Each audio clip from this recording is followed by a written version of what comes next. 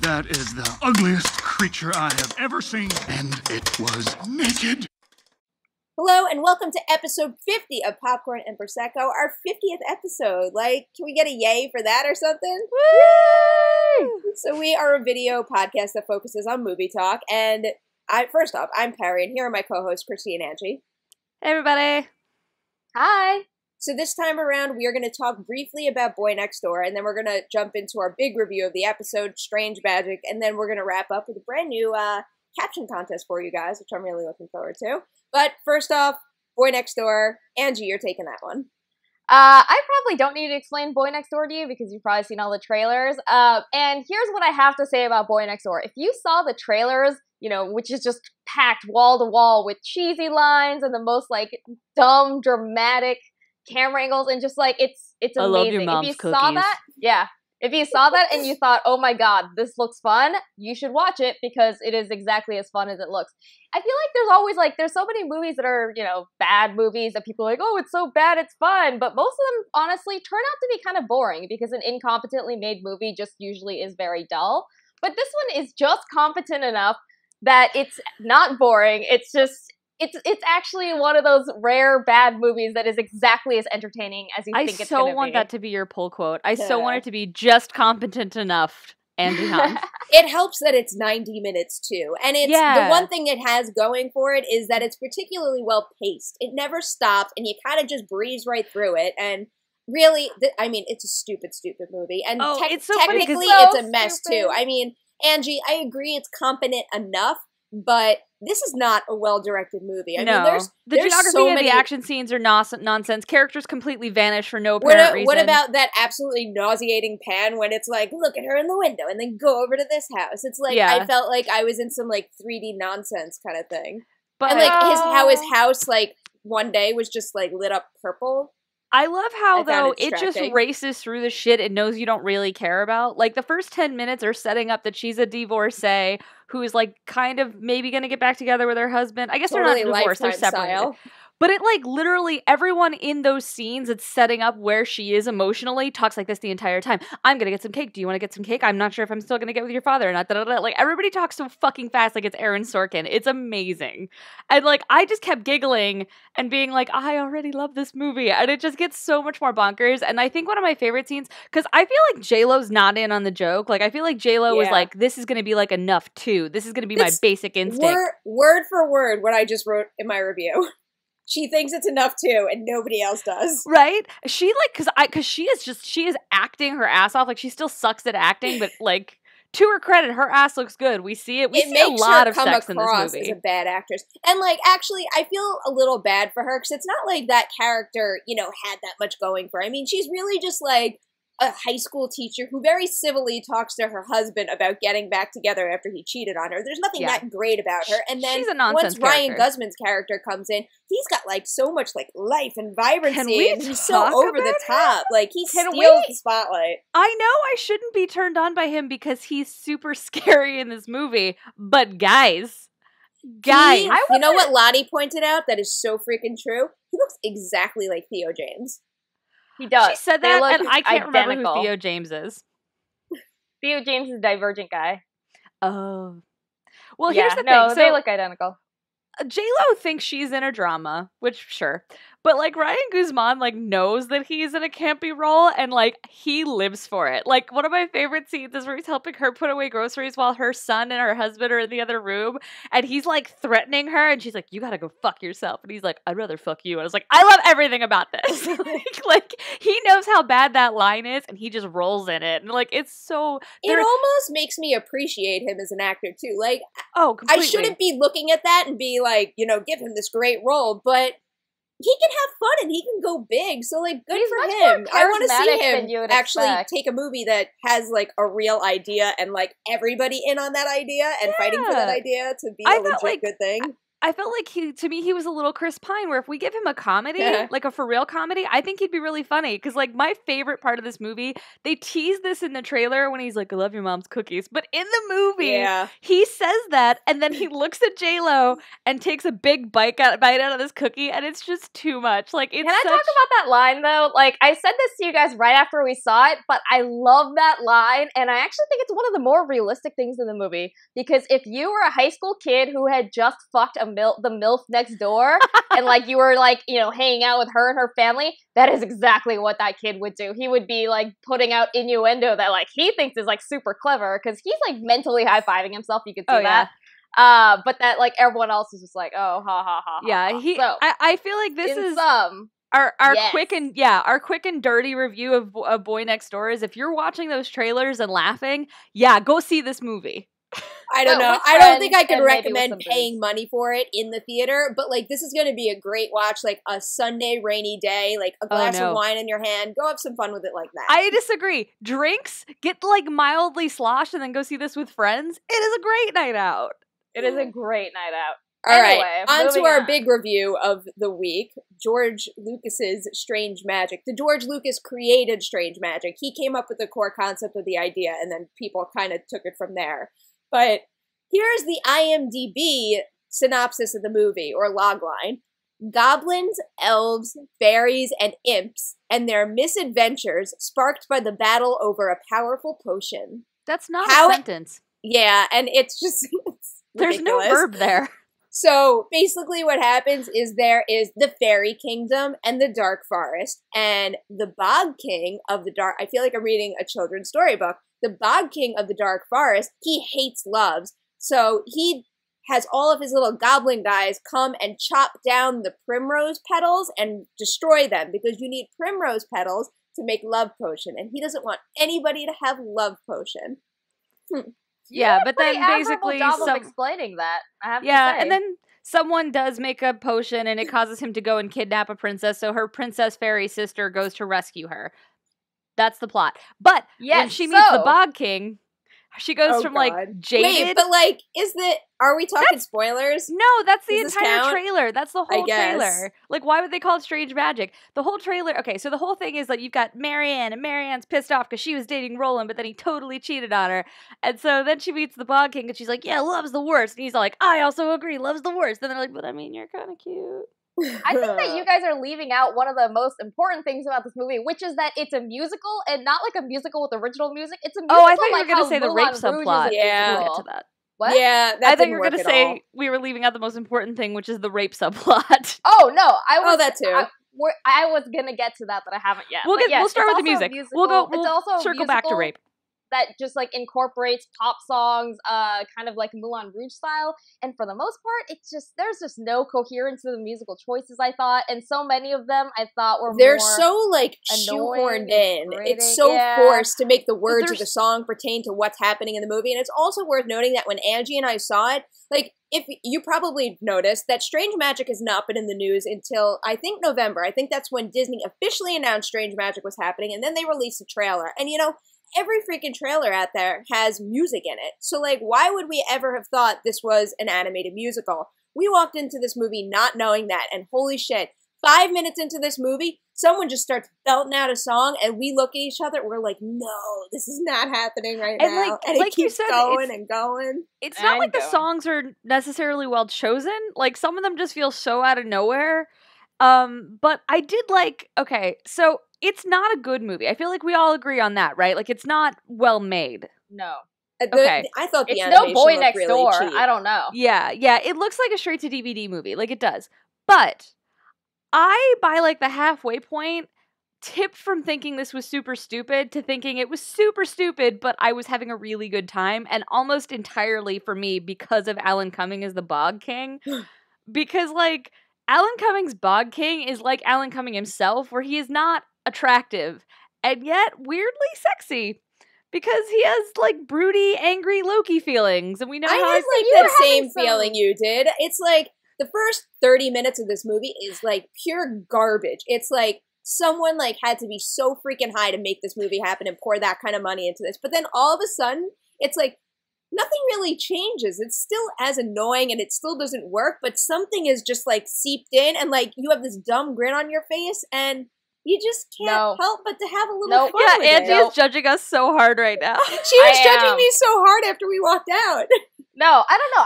I went in and like Perri said, at first I was just like, what the fuck is this? And I have to admit that like by the middle, I was like, okay, you know, I kind of was like getting used to. I think the thing that this movie has going for is how earnest and sincere it is. This is not one of those movies where they're like, oh, we're going to fall into all the fairy tale tropes. Wink, wink, we're clever. We know about pop culture. This is completely earnest. And I have to admit, like, I was like, okay, that's I guess it's kind of sweet. It thinks its heart is in its right place. But the whole thing left a bad taste in my mouth, and that is because there is a rape plot. The love potion essentially functions as like a date rape drug where if you give it to someone, that person will fall in love with you. And look, people have been, you know, love potions figure in all sorts of fairy tales. It's not like a weird thing. It's fine. But for some reason, the way it was used here, I think a large part of what I hated about it is that one of the heroes uses the love, like his whole thing is that he's in love with a girl who doesn't love him back. So he sets out to get the love potion. And the movie never judges him for it. It acts like that's like a completely proper thing to do. Because the thing is, and I think why it makes this old device especially rapey is that there are two people who want to use the love potion. One of them, as Angie mentioned, is this little elf character who wants to make Dawn fall in love with him. But the other one is Roland, who wants to make Marianne fall in love with him solely so that he can become king. And he is painted as a bad guy because he wants to make her fall in love for the quote-unquote wrong reasons, and so is punished for it ultimately. But the little elf character, who's Sunny the little elf, because he loved Dawn and just wanted her to love him back, it's treated as a misguided thing, but not an evil thing, and it's upsetting. Because you're just like what the female characters want never comes into that. Like when it comes to the love potion, because at this point, the woman that he wants to use the love potion on, she has shown no romantic interest in him. Which, to be fair, it's because he's like one of those classic nice guys who just kind of is like her friend, and he kind of just like follows her around and is like in love with her, but he like listens to her talk about other guys. But he never once says, like, you know, I also have the hots for you and I think we should date. He just kind of follows her around and it's sad. And then he decides that he's going to use the date rape drug on her. That's what we should call it because, you know, love potion, my ass.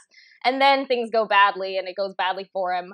But he actually was one of my favorite characters. No, I hated because him. I could listen to Elijah Kelly sing the whole movie. And that was the thing. I'm not saying he's not a good singer, but no. I thought the character was charming until it gets into the whole rapey plot, and then I was really bothered that he never has to learn his lesson because everybody's mad at him because. Not because he made the love potion, but because making the love potion brought the Bog King into the kingdom. It's not that they were like, whoa, you totally shouldn't use the love potion because that's super shady. Like, that never comes up.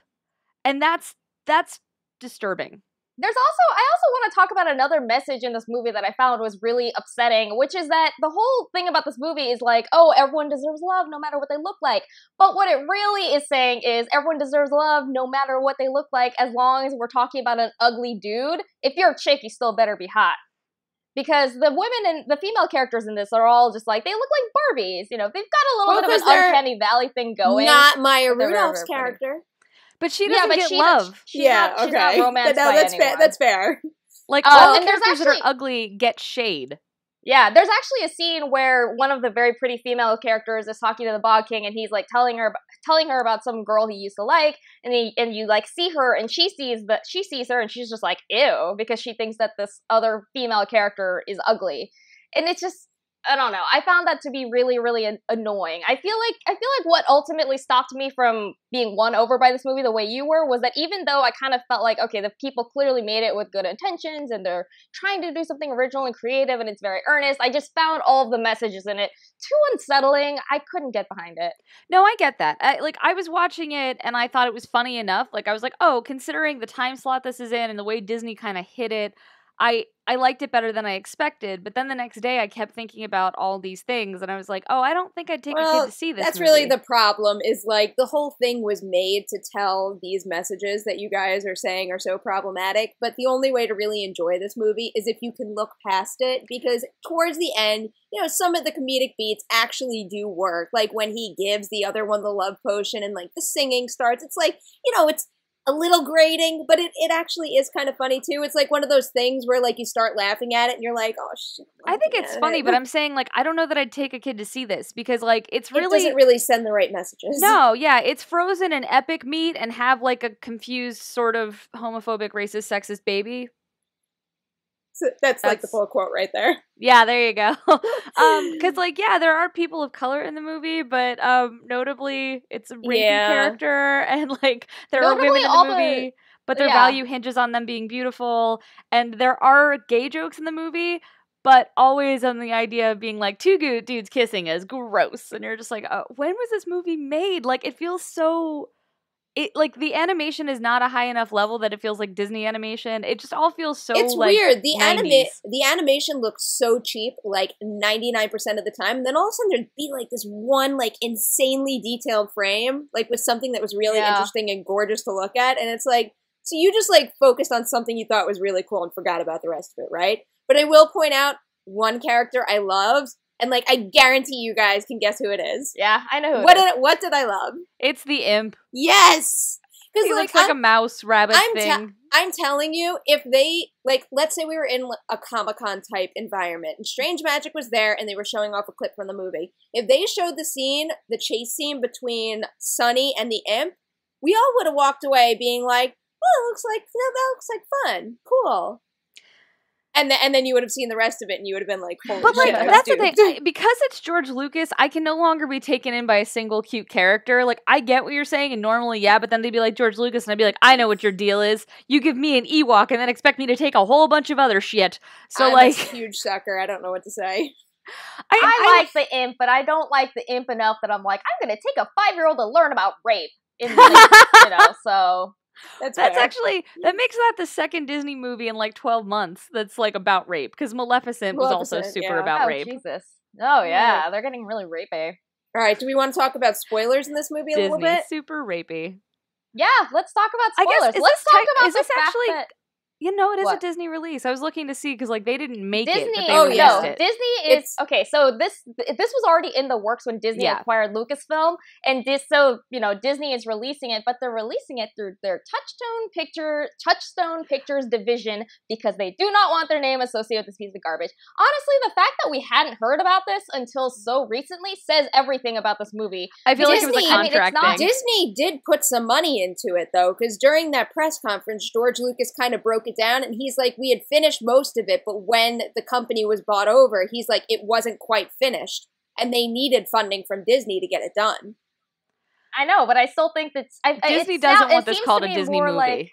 They don't want Dawn and Marianne as princesses. No, I don't think anyone's calling it a Disney movie, not just because, it doesn't have the Disney logo on it, but also because it just doesn't look like a Disney movie. Like, if you ask anyone who wasn't us and who didn't know about this process and when it came up and all the details, someone would look at this and be no way.